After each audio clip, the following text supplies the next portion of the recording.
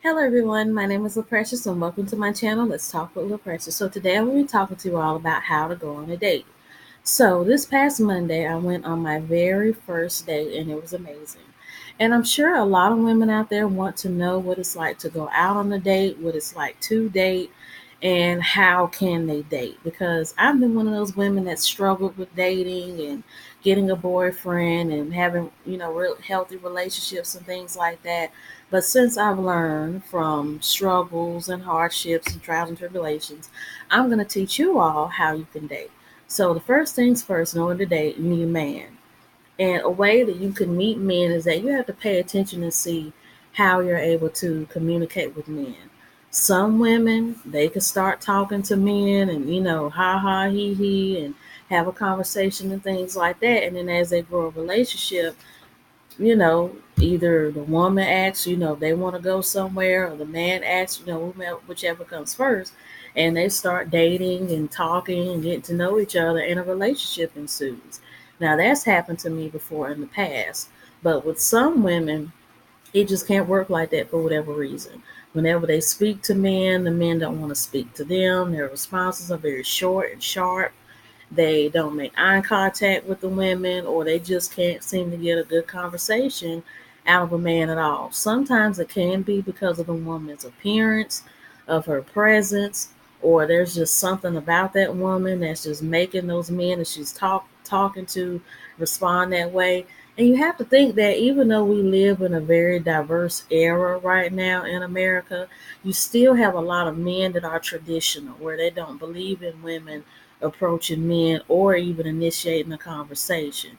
That's just how some men are, because they were either raised by that, or the religion that they were raised in teaches them that, or the culture that they were born in teaches them that. So, since I've given you those two scenarios about how you can meet men, whichever scenario fits you, that's good. Some women, they can approach men and have a conversation and be approached, but some women, they just can't have both, where they either have to be the ones to initiate because they're not getting approached and it works for them.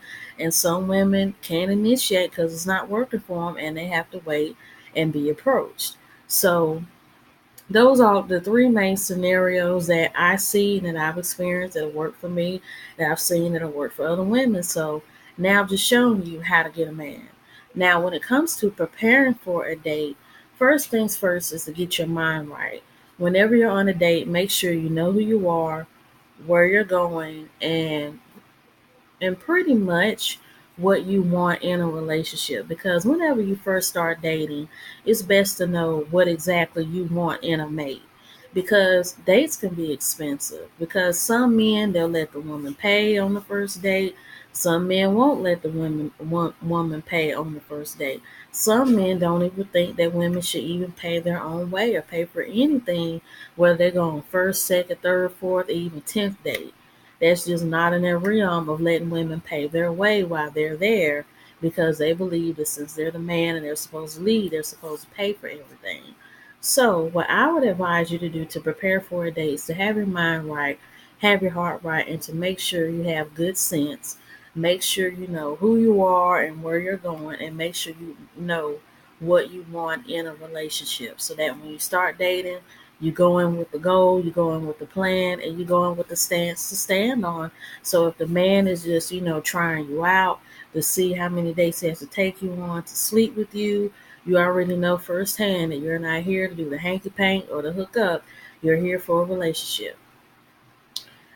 Third step of preparing for a date is making sure you're dressed for a date. Now, sometimes the men will pick a spot, it could be at a bowling alley, a basketball game, soccer tournament, concert, seminar. I mean, dates can be a slew of different things. It don't always have to be a movie and dinner, or dinner and a movie. We have a lot of different amusement parks out nowadays, a lot of different concert halls, museums. Nowadays we're having everything for every interest or every taste. So make sure that if the man picks the place that you go to, do research online and ask around to see what type of atmosphere or that the place is giving off, so you know how to dress for the part or dress for the place. And sometimes the men, they'll let you pick where the date is. And before you pick a place where the date is, make sure you know that the place that you want to go to is open at the time and day that you're gonna go on the date. Make sure that they can accommodate both you and your date. Make sure it's fun. Make sure it has a positive atmosphere. And make sure it's a place where you and your date can get to know each other, have fun, explore new things, try something out, and build that bond while dating. And so, let's see, I'm going over preparing for your date, getting yourself together, dressing properly, making sure you know what you want. Oh, and then moving along from preparing for your date. When you're on your date, and this is strictly for women when it comes to being on a date. Sometimes we as women we don't understand why is it that if the date went so well or if the date went so good, why aren't we being texted the day after the date? Why aren't we being called the day after the date or even a week or so after the date? Why is the guy not asking us out on another date or why are we simply just not hearing from him at all? My explanation for that is that when you're on a date, make sure you don't indulge too much information about yourself. Make sure you don't tell too much of your past history to your date. Make sure you don't tell too much of your inner feelings or inner emotions or opinions about certain things because when you're on a first date, it's pretty much like going on an interview. You know, when you go on an interview, you go on an interview to tell the people that you're fit for the job.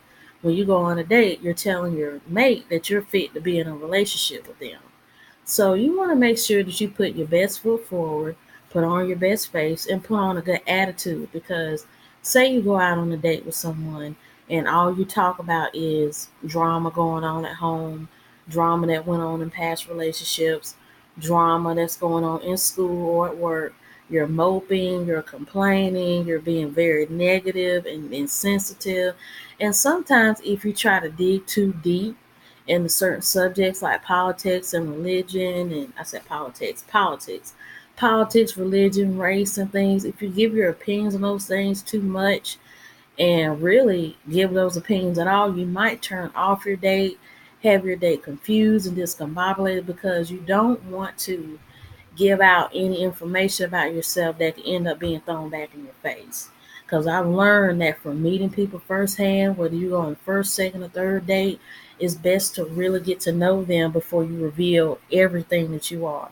Because the worst thing that you can do is pour your heart out to a man or spill out your feelings to a man, and he's being mean, nasty, disrespectful, very opinionated about how you feel and may not even agree with the way that you feel. Nowadays, we live in a day and age where people just do not care if you have an opinion that's different than theirs and they'll attack you for it. They don't care if it hurts your feelings, if you get all out of sorts, you know, you're ready to fight or what.